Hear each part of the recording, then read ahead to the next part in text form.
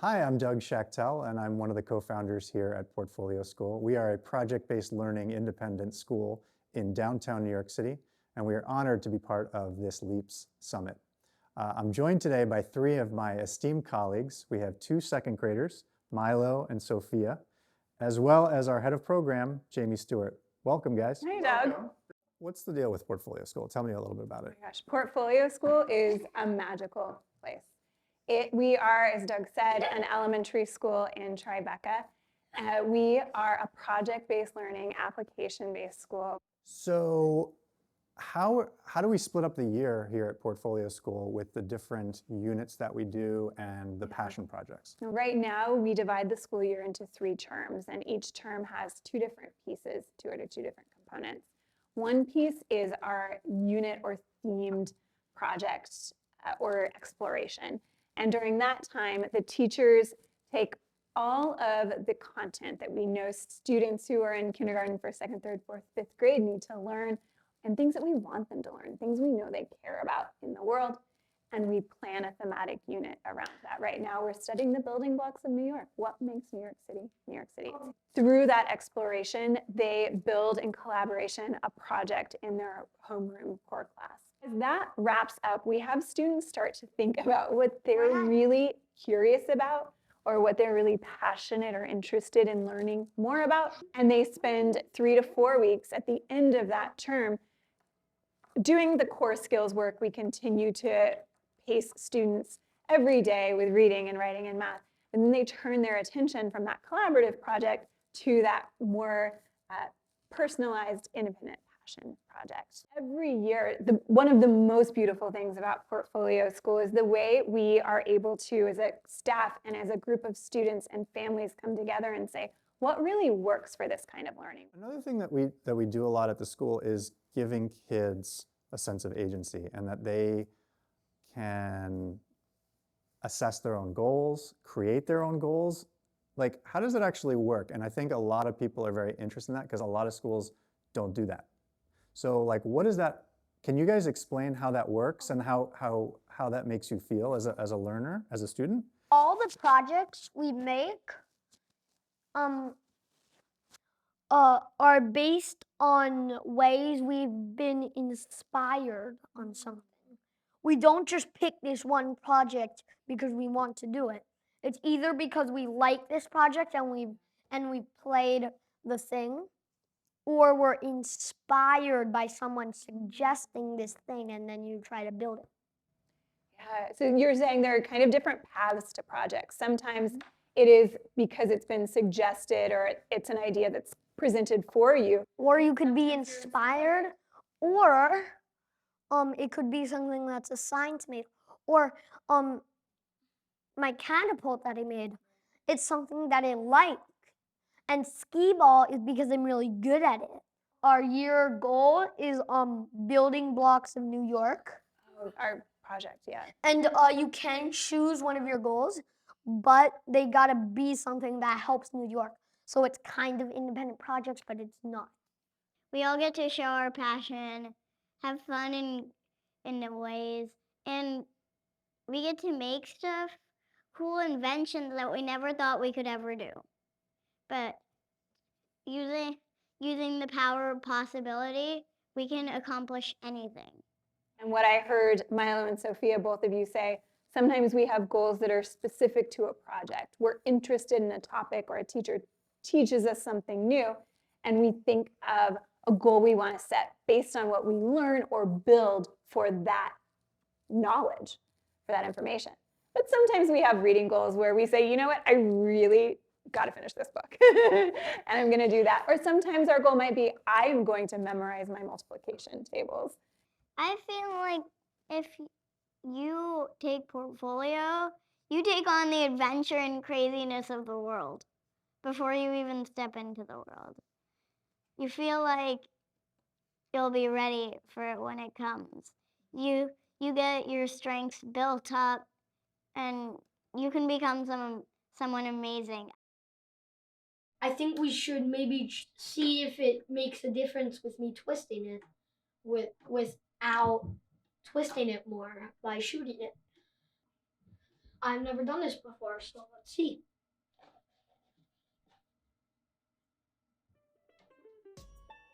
That did make a difference.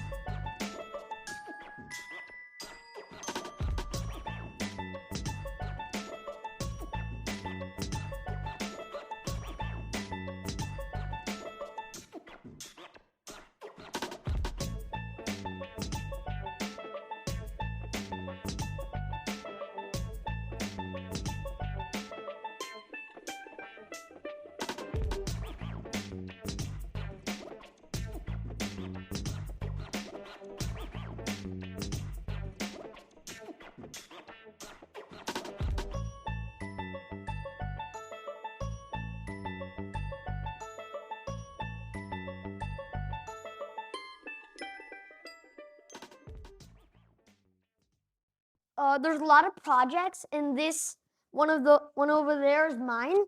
But this is some of the ways portfolio school can be helpful. You learn to make a lot of projects. You can learn a lot of stuff, and you do learn to make woodworking a lot. We talked about something that you're working on that I don't know, so you might have to explain what this is, but ball-based games. Do you want to go? Sophia, do you want to go? Oh, that's kind, Milo. Yeah, Sophia, do you want to? Well, we made all sorts of games. We could invent new games or make games that we like and seen. And it's just about creating something completely new. Like, what's a ball-based game? Like pinball? Kind of like games Pinball. with a ball?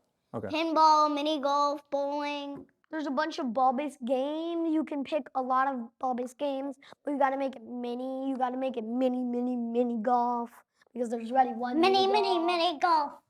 There's already one mini golf. But my game is named Skyball, and the logo's a dragon. It's a really challenging part of portfolio school, but it might be the funnest. Those are really good points. Can I ask you, because you brought up something too that I was really interested in just a minute ago. You were talking about this new unit, our Building Blocks of New York unit. Milo, what is your goal for the Building Blocks of New York unit? I think you just found out today. Yeah, go for it. Porta potties. Wait, what? Tell us more. We're yeah. intrigued. We want to hear more about Sewage, this. but I'm actually working on porta potties. What's the problem you're trying to solve with this goal? Porta potties are so smelly. Sure. So, you're right. So, Yeah, this is a big problem. this is a big problem in New York. I'm not sure what my solution will be, but it's gonna be fine. So is your goal right now to come up with a solution that solves that problem for New York City? Yeah. Wow. Make porta potties better and make their potties better.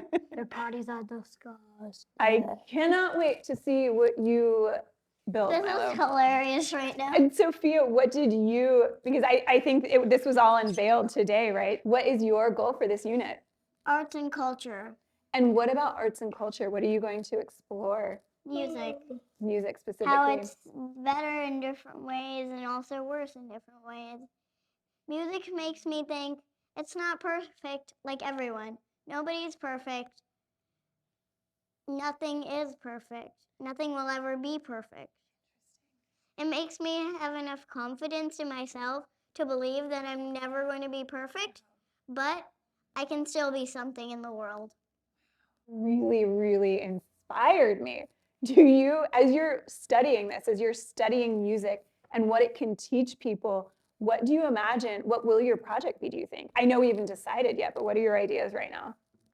I don't really have any ideas. I think I'm going to make a music player that if you hear a song and it records your voice when you hear the song, if you're like, I don't like it, then it will delete that song.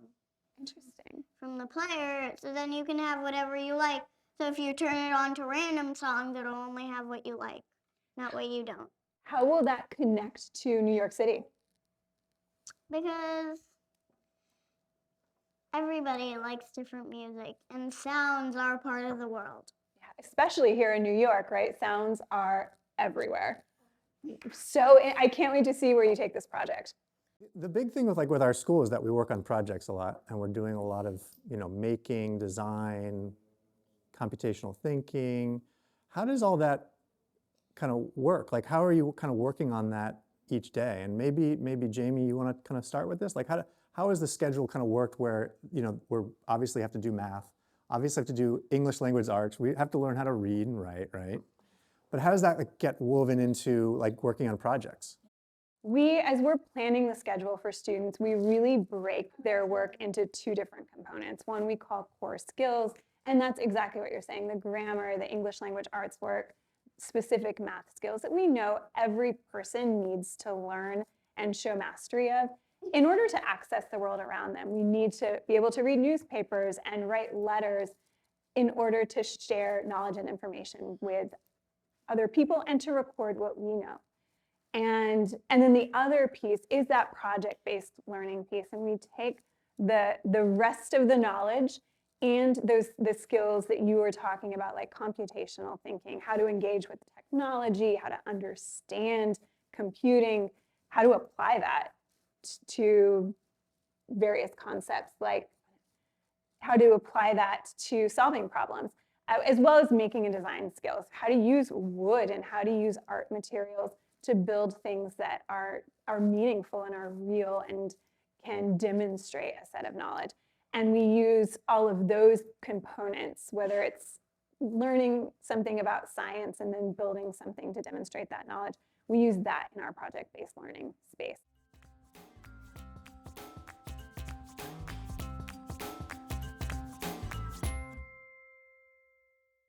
Something that makes Portfolio School really special is the combination of adults that we have brought in to staff our building. People were coming from a variety of backgrounds and having had a really wide variety of experiences in our own careers.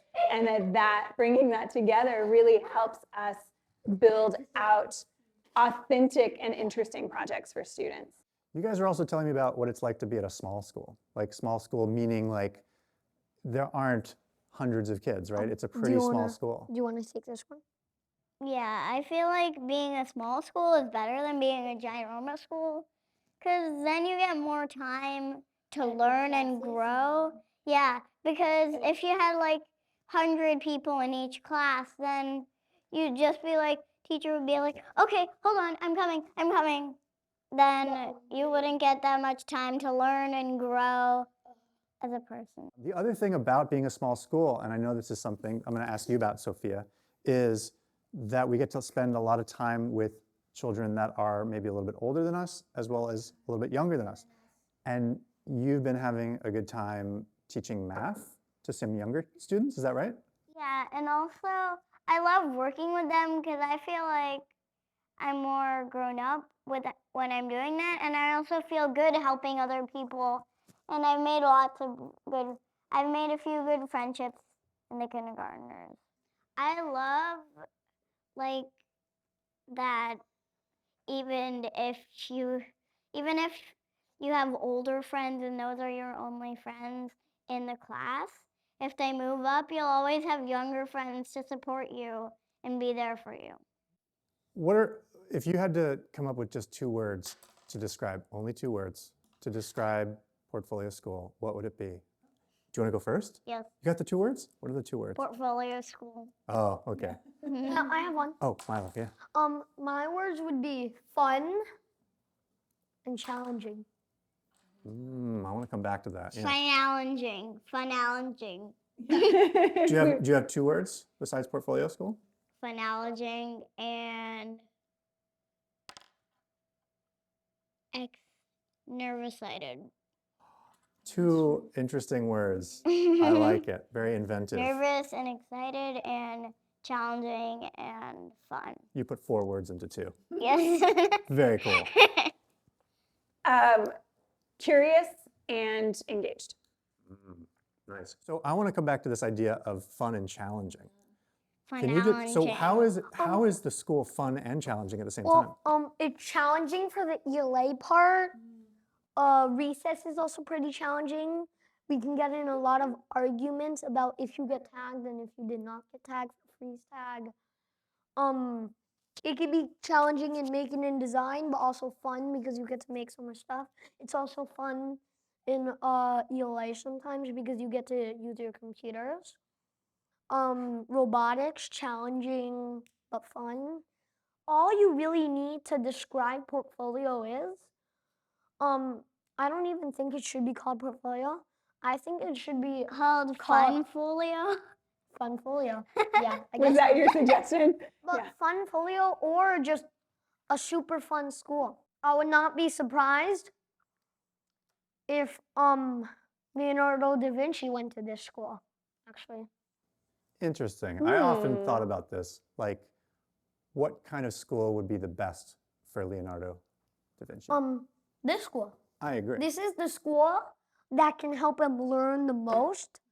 This is the school that can help him calm down when he's in a difficult spot for making. So this would be the best school for him. So there are lots of stuff you can do instead of the stuff. If you want to do something but they say it's canceled, then that means you're going to do something else that's really fun. And it's like, and maybe sometimes you want to do that thing so badly because you really wanted to do it this week, but you got to be flexible and understand that even if you don't get what you wanted, you'll get something fun and creative. I want to add to this thing. There's my favorite song. You don't always get what you want, but that's a really good song.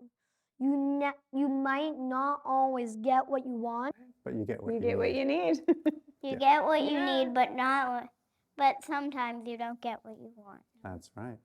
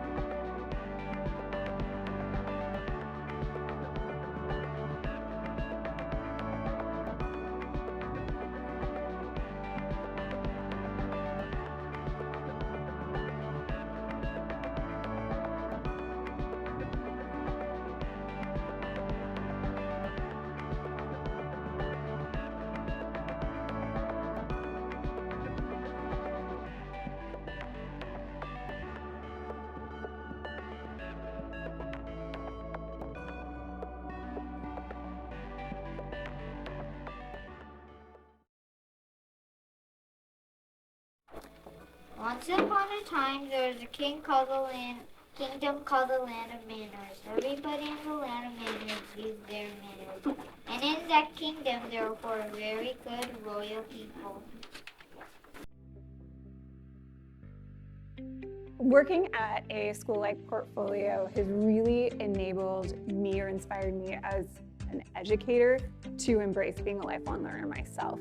And part of the power of project-based learning and application-based learning is really realized and comes to fruition when individual teachers, but even more so a collective staff, can treat themselves like we treat the students and embrace building the school and building the community as a project, as a really authentic opportunity to take all of the things we are curious about and the big questions we have. How do children best learn? What motivates learning? What helps things stick? What helps knowledge become ingrained as part of who you are? And answer that through building out opportunities and programs for students to do the same thing. And I have seen teachers who come into environments pretty burnt out, having taught in places that are different, are structured really differently, reinvigorate in their practice and their motivation, what brought them into teaching, why they want to stay in teaching. And it is because at heart, they're lifelong learners, and they want to see that embraced by the youth of today, by this next generation. And my biggest hope is that educators everywhere get the opportunity, or at least those who want to, get the opportunity to be part of a community like Portfolio School.